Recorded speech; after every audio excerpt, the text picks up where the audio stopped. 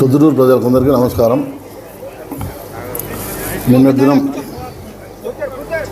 మాజీ ఎమ్మెల్యే వరదరాజరెడ్డి గారు మా అన్న, ఎందుకంటే ఆయన అంటే మా తమ్ముడు అని చెప్పుకోలేకపోయినాడు. ఆయనకు అహంకారం అడ్డం వచ్చిందో మరి ఏమడ్డం వచ్చిందో ఎమ్మెల్యే బావ అని ఎద్దవా చేసినట్టు మాట్లాడినాడు. ఒకంత బాధ కలిగినప్పటికీ ఆయన నా ప్రస్తావన తెచ్చినాడు కాబట్టి నాకు తెలిసిన విషయాలు నేను చెప్పాలనుకుంటున్నా. ఇది ఆయన ఏ విధంగా అర్థం చేసుకోవచ్చు, ప్రజలకు కూడా తెలియాలి. మొట్టమొదట మన ఎమ్మెల్యే రాచమల్లు శివప్రసాద్ రెడ్డి గారు ఇసుక రైతులు ప్లస్ ఇల్లు కట్టుకునే లబ్ధిదారులు తోలుకుంటుంటే పోలీసులు కానీ డిపార్ట్మెంట్ వారు కానీ అబ్జెక్షన్ చేసి వాళ్ళ మీద కేసులు పెట్టడం. ప్రజలకు అన్యాయం జరుగుతుంటే ఒక పరిపాలకుడుగా, ఒక ఎమ్మెల్యేగా ఏ ఆఫీస్కైనా పోవచ్చు, ఎవరినైనా పోయి మాట్లాడచ్చు. ఆ నేపథ్యంలో ఎంఆర్ఓ ఆఫీస్కి పోయి గట్టిగా నిలదీయడం జరిగింది. పేద ప్రజలకు అన్యాయం జరుగుతుంది. ఈ విధంగా ఇసుక గలుగు ఫిల్లింగ్ చేసేదాన్ని తీసుకుపోతుంటే మీరు కేసులు పెట్టడం అన్యాయము, ఇది పద్ధతి ఏమన్నా అని చెప్పి ఒకంత సీరియస్గా అడుగుతూ కామనూరులో మాజీ ఎమ్మెల్యే వరదరాజరెడ్డి వాళ్ళు ఇసుక తోలుతుంటే డబ్బు వసూలు చేస్తున్నారు కదా, ఇది న్యాయమేనా, మీరేం చేస్తున్నారు, ఇది చట్టబద్ధతేనా అని చెప్పేసి అడగడం జరిగింది. ఆ అడగడంలో కూడా వాళ్ళు ఏమన్నా పాలెగాళ్ళ అనే మాట మాట్లాడడం జరిగింది. ఆ విషయంలో ఒక్కోసారి కొన్ని మాటలు దొరుకుతాయి ఏ నాయకునికైనా ఎవరికైనా కూడా. అయితే అక్కడ ఆ సమావేశం ముగిసిన తర్వాత ఎమ్మెల్యే గారు పత్రికా విలేకరులకు అందరూ చెప్పడం జరిగింది, అయ్యా నేను ఒకంత ఆవేశంగా మాట్లాడి ఉంటే అవి తొలగించండి, బాగుండదు, కొంత నేను ఆవేశంలో ఏదో మాట్లాడానని చెప్పి చెప్పడం కూడా జరిగింది. కావాల్సింటే పత్రికా విలేకరులందరినీ విచారించుకున్న తర్వాత మళ్ళా ప్రెస్ ముందుకు వచ్చి చెప్పు. అదే మాట ప్రెస్ మీట్లో మామూలుగా అంటే ఎందుకు వీడియోలు రాలేదు? ఏదో ఒక విలేకరో, నీకు తెలిసిన విలేకరో, లేకపోతే అక్కడ ఉండే నీ మనిషి ద్వారానో నువ్వు వినడమో, లేకపోతే ఆ విజువల్స్ కట్ చేయకోకుండా అట్నే చూపించడమో జరిగింటే నువ్వు చాలా ఆవేశంగా వచ్చినావు. ఎందుకు వచ్చినావు? అక్కడ నీ గురించి మాట్లాడితే మీ తమ్ముని ప్రస్తాపన తీసుకొని వచ్చినావు, రాఘవరెడ్డి అన్న గురించి. అంటే ఇప్పుడు రాఘవరెడ్డి అన్నకు నీకు కొద్దిగా సత్సంబంధాలు చెడినాయనేది నా అభిప్రాయం. వాళ్ళని మళ్ళీ ఏదో దగ్గర తీసుకోవాలా, అతన్ని హైలైట్ చేయాలా అని చెప్పేసి వాళ్ళ ప్రశాంత జీవనంలో వాళ్ళు జరుపుకుంటున్నారు. రవి అయితే అక్కడ రియల్ ఎస్టేట్ చేసుకుంటానన్నాడు, బాగా ఆయన అభివృద్ధి చెందినాడు, సంతోషం. మీ కుటుంబాలన్నీ బాగుండాలని మేము కోరుకుంటున్నాం. ఎందుకంటే మా ఊరి ఆడబిడ్డలు మీరు చేసుకున్నారు కాబట్టి మీరు సుఖ సంతోషాలతోనే ఉండాలని ఎల్లవేళ మా మనసులో కోరుకుంటున్నాం. అయితే నీ దృష్టిలో మేము ఎట్టున్నామో తెలియదు, ఒకంత బాధగానే ఉంటుంది మాకైతే. ఎందుకంటే మేమందరం నీ దగ్గర కూడా నీ శిష్యరికం చేసినాం, ఎవరి దగ్గర కూడా నిఖార్చుగానే నిజాయితీగానే పనిచేస్తుంటాం మేము. అంటే ఇప్పుడు రాచమల్లి దగ్గర కూడా నిజాయితీగానే నిఖర్చుగానే పనిచేస్తున్నాం. అయితే అక్కడికి ఇక్కడికి వ్యత్యాసాలు అనేది మాకు తెలిసి వచ్చినాయి. ఏం తెలిసి వచ్చినాయి? నువ్వు ఆ విధంగా ప్రశ్నించుంటేనే పుల్లరి అని అంటున్నావు. ఆ పుల్లరి డబ్బు రాబట్టిన అమౌంట్ను గురించి మీరు అవినీతి చేసినారని ఎక్కడా మా ఎమ్మెల్యే గారు ప్రస్తావించాలి. మీరు గ్రామాభివృద్ధికే వాడుకుంటున్నారు. ఆ విషయం నేను కూడా ధృవీకరిస్తాను. ఖచ్చితంగా అది జరుగుతానంది. ఎందుకంటే పక్కపల్లె కాబట్టి నాకు తెలుసు కాబట్టి. మీరు దాంట్లో ₹1 కూడా తినాల్సిన అవసరం మీకు లేదు. ఎందుకంటే మీరు జమీందారు కుటుంబం నుంచి వచ్చినామని చెప్పి మీరు చెప్తానన్నారు, అది వేరే విషయం. ఎవరు జమీందారులు, ఎవరు ఏంటి, ఏం కథ అనేది. ఇంకొకటి కూడా నువ్వు చెప్పమన్నా కాబట్టి చెప్తున్నా, మీరు దాంట్లో అవినీతి చేయలేదు. అయితే చేసిన రాబట్టే విధానం సరికాదు. ఎందుకంటే కుందు నది ఏడైతే పుట్టిందో ఆ నుంచి ప్రతి పల్లెలో కూడా పుల్లర్ అనేది రాబడితే ఎక్కడికి పోతుంది వ్యవస్థ అంతా? అది కొంత అంటే ఇప్పుడు ప్రజల దృష్టిలో మీరు కొంత దౌర్జన్యంగా రాబడుతున్నట్లే. అది కూడా ఫ్రీగా ఎవరంతా వాళ్ళు తోలుకొని పోతుంటే సరిపోతుంది. ఇప్పుడు పక్క గ్రామాల నుండి కొరపాడు ఎలవలు ఇవన్నీ వాళ్ళందరూ కూడా ఎవరు గ్రామానికి వాళ్ళంటే ఒప్పుకుంటారా? పోలీసు వాళ్ళు కేసులు పెట్టి లోపల వేస్తున్నారు. నీదేమంటే నేను 5 సార్లు ఎమ్మెల్యే కాబట్టి అనేది అది ఇంకా చెప్పడానికి నాకు రావడం లేదు. ఆ అహంకారం అంటారు ఏమంటారు, మరి దౌర్జన్యమైనా కావచ్చు.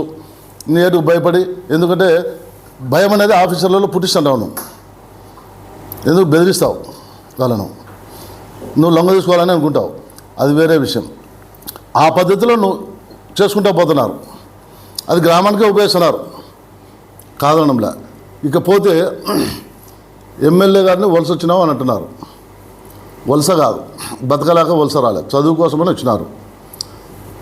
వీళ్ళ నేపథ్యం కూడా నాకు అక్కడ ఎంత బంధుత్వం ఉందో 100 ఏళ్ళ నుంచి వరదరాజరెడ్డి వాళ్ళతో బంధుత్వం ఉంది, ఇటుపక్క రాచమల్లు వాళ్ళతో కూడా నాకు బంధుత్వం ఉంది. ఇది కూడా 100 ఏళ్ళ బంధుత్వమే. ఇక్కడ కూడా మా తాతగారు కానీ బంగారెడ్డి వాళ్ళ అబ్బగారి గురించి కానీ చరిత్ర అంతా నాకు తెలుసు. ఇల్లే విపరీతమైన భూములు, ఆస్తులు. అలాగే రాచమల్లి ప్రసాద్ రెడ్డి వాళ్ళ నేపథ్యంలో కూడా వాళ్ళవి కూడా 100 ఎకరాల భూములు ఉండేవి. అయితే కాలక్రమేణా తరిగిపోతుంటాయి. ఎవరి పరిస్థితులు ఎట్లా ఒకసారి చెప్పలేం. వ్యాపారాలలో కావచ్చు, దాన ధర్మాలలో అయితే కావచ్చు, ఈ విధంగా ఉంది. ఇంకా చదువు సంస్కారం ఉందామా, రాచమల్లు ప్రసాద్ రెడ్డి వాళ్ళ కుటుంబంలో వాళ్ళ అబ్బగారు రష్యా పోయి వచ్చినారు.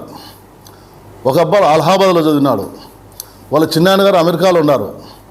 ఒక ఆయన వేణుగోపాల్ రెడ్డి ఆయన పెద్ద పోస్టులో డైరెక్టర్గా ఉన్నాడు. వాళ్ళ దగ్గర డబ్బు ఉంది, చదువు ఉంది, సంస్కారం ఉంది, దానం చేసే గుణం ఉంది ఎమ్మెల్యే గారికి. ఆ నేపథ్యంలో ఆస్తులు కరిగిపోయినాయి. వాళ్ళ కుటుంబ నేపథ్యం అది. అయితే మీ దగ్గర డబ్బులు ఉన్నాయి, ఎవరికేం ఖర్చు పెట్టినదైతే నాకేం కనపలే. ఎందుకంటే నీ దగ్గర 30 ఏళ్ళు ఉన్నాయి, ఇక్కడ 15 ఏళ్ళ నుంచి ఉన్నా. ఇద్దరు వ్యత్యాసం చెప్తానండ. ఎమ్మెల్యే గారు దగ్గర ఉన్నప్పటి నుంచి మేము కౌన్సిలర్గా అయినాం, స్నేహితులు అయినాం, బంధుత్వం ముఖ్యం. ఈ నేపథ్యంలో ఎమ్మెల్యే గారు చేసే దాన ధర్మాలను చూసి నేనే ఆశ్చర్యపోతా వచ్చిన. అడుగుతుంటే కూడా నేను ఇంత దాన ధర్మాలు అవసరమానని. మనం కాదు బాబు, మనం సంపాదించేది డబ్బు ముఖ్యం కాదు, మనం చేసే దాన ధర్మాలు అవే మన ఇన్కమ్తో వచ్చేది అని ఎన్నోసార్లు చెప్పేటాడు. ఆ విధంగా చూసి నేను కూడా ఇన్స్పైర్ అయ్యి నేను కూడా నాకున్నే శక్తిలో కొద్దిగా గొప్ప చేస్తా వస్తున్నా. మీకు ఇక్కడ డబ్బు మాట విషయం ఉంది. రెండవది చదువు అందామా, అమోఘమైన చదువు ఉంది. ఇక్కడ లక్ష్మి ఉంది, సరస్వతి ఉంది. మీ ఇంట్లో లక్ష్మి ఇప్పుడు వనగూరింది. గతంలో నాకు తెచ్చిన చరిత్రలో నేను చెప్పకూడదు. ఏ పాటిదో నీకు తెలుసు, నాకు తెలుసు. కానీ ఇక్కడ 2 వనగూరినాయి. మళ్ళీ దాన ధర్మాలు చేస్తున్నాడు. పోనీ మీరు ఏమైనా దాన ధర్మాలు చేస్తున్నారా? లేదు. చదువా? అంతకు లేదు. మ్యాక్సిమం డిగ్రీలు చదివినారు మన వాళ్ళందరూ, మన పిల్లలు కానీ మన వాళ్ళు కానీ. ఇది మన జీవన నేపథ్యం. రాచమల్లి కుటుంబానికి మీ కుటుంబానికి ఉండేది. కాబట్టి గబక్కిన మా ఎమ్మెల్యే మాట్లాడినాడు అంటున్నావు. నిన్న ప్రెస్ మీట్లో కూడా లేని అభాండాలన్నీ బెసన్నావు. మట్కా ఆడిస్తాడు, జూదాలు ఆడిస్తాడు అని ఇప్పుడు ఎన్నోసార్లు చెప్పినావు. ఇన్నిసార్లు ఎమ్మెల్యేగా ఉండి నీకు తెలియదా? గుండెల మీద చేసుకొని చెప్పగలుగుతావా?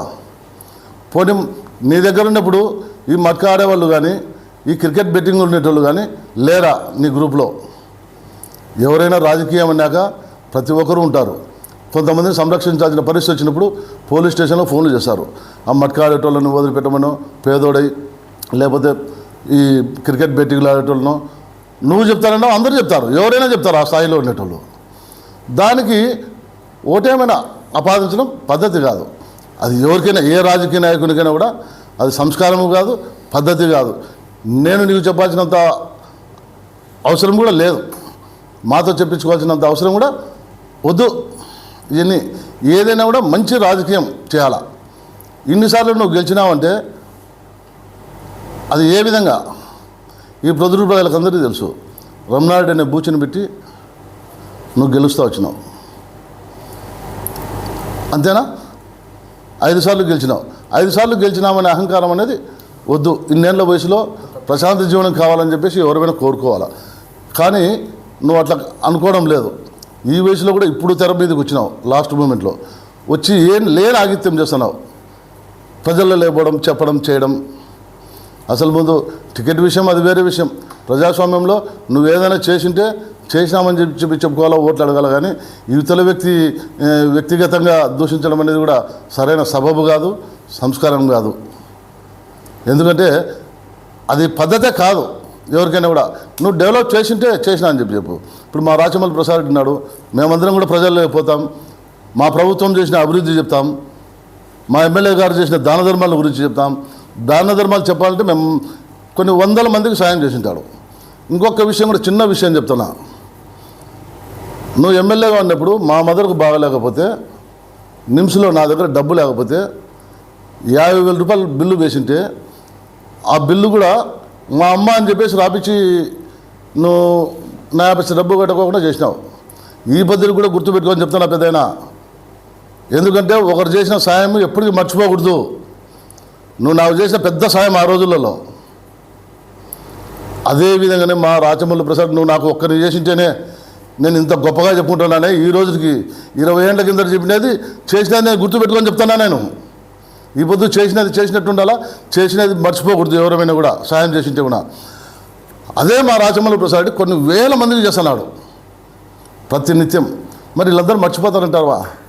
నాకే కృతజ్ఞత ఉండి నేను వేరే పార్టీలో ఉన్నా కూడా నేను ఇంత గొప్పగా ఆ రోజులలో 50,000 రూపాయలు సాయం చేసింటేనే మా అమ్మ అని చెప్పేసి రాపించి, వాళ్ళ అమ్మ పేరు కూడా సరోజమే, మా అమ్మ పేరు కూడా సరోజమే కాబట్టి మా అమ్మ అని చెప్పేసి రాపించినా కాబట్టి 50,000 రూపాయలు డబ్బు లేకుండా వదిలిపెట్టినారు. ఆ రోజు మా అమ్మని డిశ్చార్జ్ చేసినారు. అక్కడ గొప్పగా చెప్తానండి. ఈ పొద్దు చిన్న ఇన్సిడెంట్ని ఇంతకాలం గుర్తుపెట్టుకున్నాను నేను. మరి మా ఎమ్మెల్యే గారిని ఎందుకు గుర్తుపెట్టుకోరు అనుకుంటున్నాను. ఇది మానవ నైజం. సాయం చేస్తే ఎవరైనా స్పందిస్తారు. కాబట్టి మీరు ఈ పొద్దు 100 కోట్లలో సంపాదించినారు, ఖర్చు పెట్టండి, ప్రజలకు సాయం చేయండి. గెలుస్తామా ఓడుతామా అది వేరు. మనకు ఈ పదవులు శాశ్వతం కాదు. ఈ మనం చేసే దాన ధర్మాలే చాలా మిన్నగా ఉంటాయి, చాలా కీర్తి ప్రతిష్టలు తెస్తాయి కూడా. కాబట్టి నా సలహా, నేను సలహా ఇచ్చేంతటోని కాదు పెద్ద ఆయనకు. కానీ ఒకరిని విమర్శించే ముందర లేని అభాండాలు అనేది వేయకూడదు. నీ గురించి ఊరంతా అనుకుంటున్నారు. ఎవరు అనుకుంటే ఏమయ్యా, మీరు అనుకుంటున్నారు, మీరు ప్రచారం చేస్తున్నారు. ఎవరు ఏమనుకోవడంలే. ఈ ప్రొద్దుటూరులో చేస్తానేదల్లా 300-400 మంది మన గ్రూపులలో ఉండేటోళ్ళే చేస్తుంటారు ప్రచారాలు, విపరీతమైన ప్రచారాలు, పుకార్లు. రామేశ్వరంలో పుకారు నేను ఒక మాటని కాలనీ వేసినప్పుడు మళ్ళీ నాకే చెప్తారు ఇట్లంతా కాదున్నా అని చెప్పేసి. అంటే అంత వేగంగా ఫాస్ట్గా పోతున్నాయి. అయితే అబద్ధము స్పీడ్గా పోతుంది, నిజం నిలకడగా నిదానంగా తెలుస్తుంది ప్రజలకు. ఇది నగ్న సత్యం. ఇప్పటి నుంచి కాదు, గత కొన్ని వందల సంవత్సరాల నుంచి జరుగుతున్నదే. నిజం నిలకడ మీద అందరికీ తెలుస్తుంది. కాబట్టి ఎలక్షన్లలో మీరు పోరాడండి, చేయండి. ఇలాంటి అసత్య ఆరోపణలు చేయకోకుండా పద్ధతిగా ఉంటే బాగుంటుందని చెప్పేసి నేను మనసా వాచ కోరుకుంటున్నా. దీంట్లో ఏంటంటే పొరపాటున నేనేం మాట్లాడిన విషయాలు అయితే కరెక్ట్గానే ఉన్నాయని అనుకుంటున్నాను. దీంట్లో ఏదైనా తప్పు ఉంటే మళ్ళీ కూడా తెలియజేయండి. ఇంకా కొన్ని విషయాలు చెప్పమంటే చెప్తా ఉంటామని. సరే, ఈ వీడియో మీకు నచ్చినట్లయితే లైక్ బటన్ క్లిక్ చేయండి. మరిన్ని వీడియోలను పొందడానికి దయచేసి సబ్స్క్రైబ్ చేయండి.